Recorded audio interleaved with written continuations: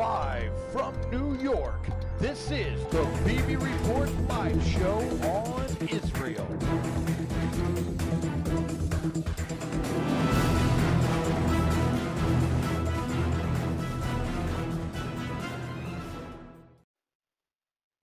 We recognize that you have a very busy schedule, and we are very pleased that you're with us this evening. The first question I have for you, Congressman Roskam, is you are a leading architect of the new Republican agenda, and in your recent op-ed in the USA Today that was on the 23rd of September, in the article called The Opposing View on a Pledge to America, An Alternative Way Forward, you had stated the following, quote, 18 months after $1 trillion stimulus package, the economy remains troubled and the national unemployment rate hovers near 10%. Our plan cut job creation and economic recovery first. We have charted a course to bring the certainty our recovery requires. We have pledged to block a massive job-killing tax increase on all Americans and to rein in unpredictable regulations. The institutions of federal government are due for a change after this period where we have seen a startling display of deeply unpopular policies advancing largely on the basis of ideology. When the government no longer serves the public interest, it is the right and responsibility of the government to take back control and to start a new course. The current sentiment of the American public and the increasing level of disapproval for the Obama administration's policies definitely provide the GOP with ammunition for winning 100 seats in the U.S. House. If the GOP wins the anticipated seats in the U.S. House as predicted by Dick Morris and other analysts and picks up 10 or more seats in the United States Senate, we are certain that the Obama administration will attempt to ramrod legislation through the U.S. Congress during the lame duck period prior to the swearing in of the new Congress for both houses in January. What measures are in place at this time by the GOP to prevent the Obama administration from forcing its will upon the American public that in a majority do not support the reckless policies of this administration?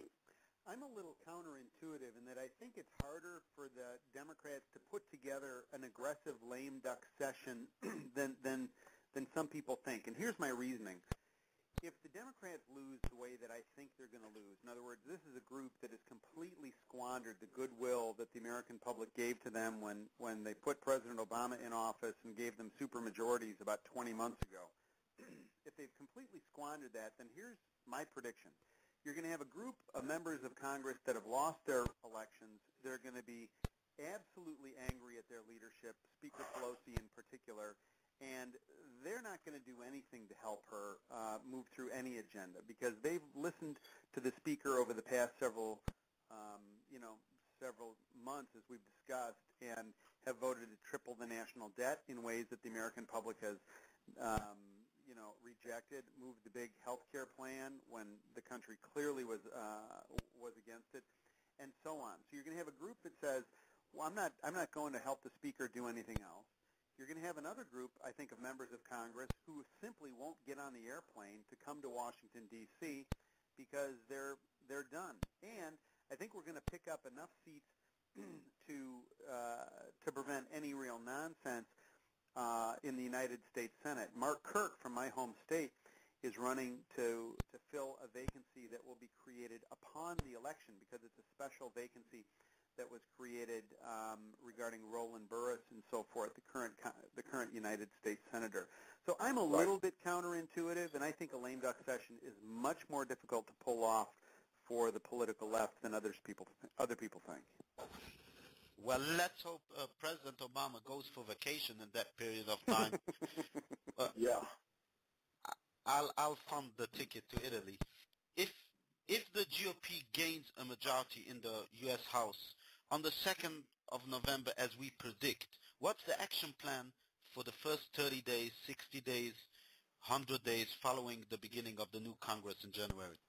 You know what we've done in what you were talking about a little bit earlier was the Pledge to America, which is it's a governing document. And in other words, these are things that we think if you begin to move these items as it relates to job creation and spending restraint and repealing and replacing the health care law, reforming some of the ways that Congress actually does business. Those are going to bring certainty to the marketplace. And I think you're going to see a House Republican majority, if we're entrusted with that responsibility, moving very forthrightly, not rushing things, not coming up with an artificial timeline, but not dallying either. I represent a district in the west and northwest suburbs of Chicago that's just filled with first and second generation companies, and I've been in, as you can imagine, over the past several months, dozens of them, and you talk to them, and they'll tell me, Congressman, uncertainty is almost as bad news with this economy.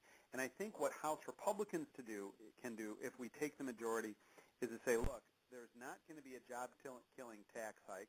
We're not going to be moving a cap-and-trade approach, so you can take that off your worry list. We're going to restrain spending to get government back to a pre-2008 levels of spending. And I think all of those are a restraining influence on this just big government agenda that we've seen coming from Washington, D.C. for the past 20 months. Well, President Obama claims that he took the car out of the ditch and now he doesn't want to give us back the keys. What is our plan to just take back the car, take it into our destination? But how will the Congress work together with President Obama regarding job growth? He could veto any bill that we will propose, and how a second stimulus, or how will we bring to effective job growth in the first few months of the new GOP Congress? I think the first thing to do is to make sure that that we extend the 2001 and 2003 tax cuts, to make them permanent and to create that sense of predictability, so that 94% of the small businesses that file in that and file as individuals, they get the benefit of that. That helps the job creators. The second thing is to move away from this 1099 requirement that I'm sure you've talked about that's in the health care bill, where any entity, any business that does more than $600 worth of business with a single entity has to send a 1099 form into the IRS at the end of the year. It's absurd. It's ridiculous. The Democrats didn't read the bill and they passed it. Those types of things have to move very quickly through the House of Representatives. I think the House is going to act with a great deal of clarity and predictability and driving towards an environment where there is certainty in the marketplace. Now, the wild card that nobody knows is, how does President Obama respond to that? Let me just take you back. I served with the President for 4 years in the state Senate. And in that context, as an Illinois state senator, President Obama, at the time, obviously State Senator Obama, was able to negotiate. In fact, he was a good negotiator, and we were able to sit down and do things that me as a conservative, him as a liberal, could come together on some very controversial things, for example, around the death penalty in Illinois, and get the job done and pass things unanimously. Now, fast forward to President Obama, I think he's going to have to make a fundamental decision, and that is, if the House flips, it's clearly a referendum on him, his leadership, and also his stewardship along with Speaker Pelosi and Majority Leader Reid. But to really clearly understand the message that the public is delivering. And if he shrugs it off and says, people didn't like the health care bill because I didn't explain it well enough, well, then that's one direction that he could go. That's not helpful. On the alternative, he could say, I've received the message, and let's sit down and negotiate. And frankly, I don't think anybody, including President Obama, knows what direction he would go right now.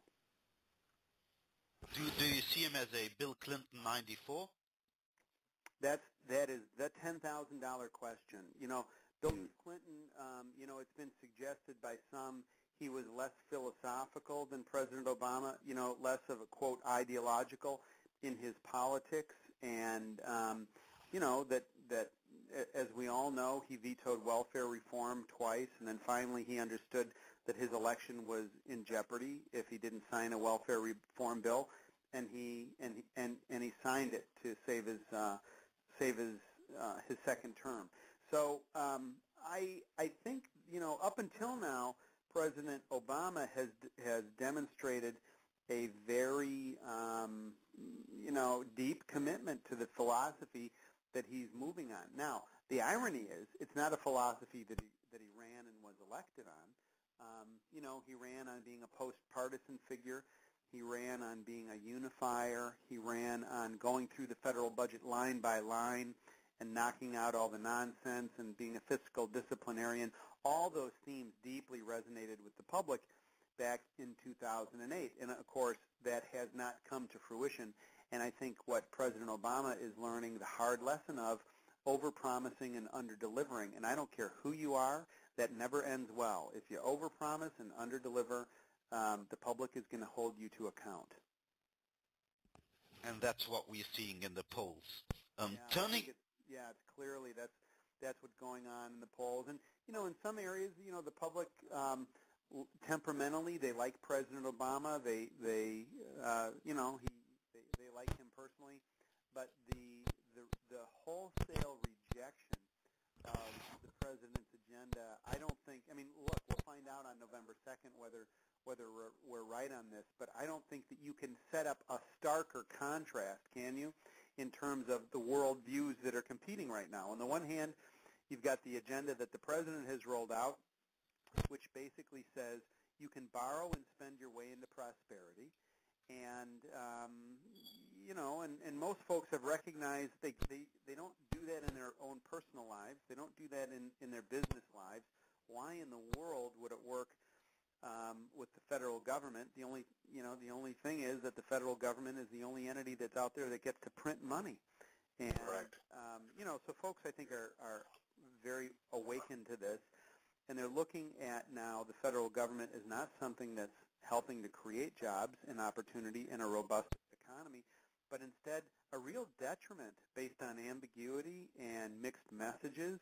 The House of Representatives, Speaker Pelosi gavelled the House of Representatives to adjournment not long ago, and the last thing that we dealt with was the island of Guam.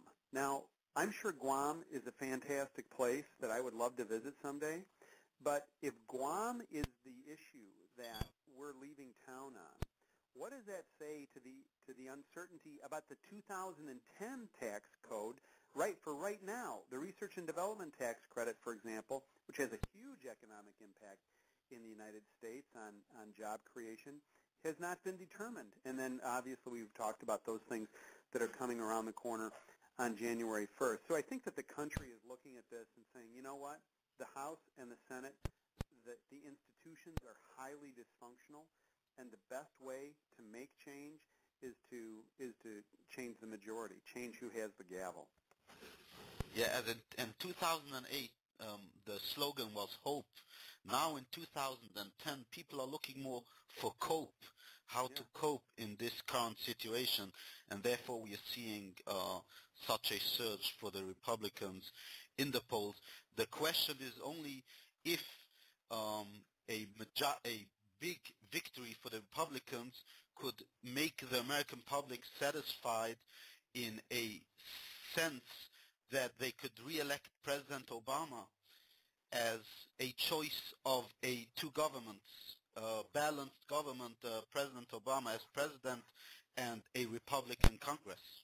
Yeah, there's something I think that is attractive to Americans about a divided government, and that's something that they've seen. They haven't seen much on display in the past couple of cycles, and I think that they have an interest in sort of living out that area where one branch of government has a restraining influence on the other branch of government. They haven't seen that demonstrated with Speaker Pelosi and the Majority Leader Harry Reid and the Obama administration, and I do think that that's one of the motivating factors for deciding whether or not to vote for a Republican for Congress this year.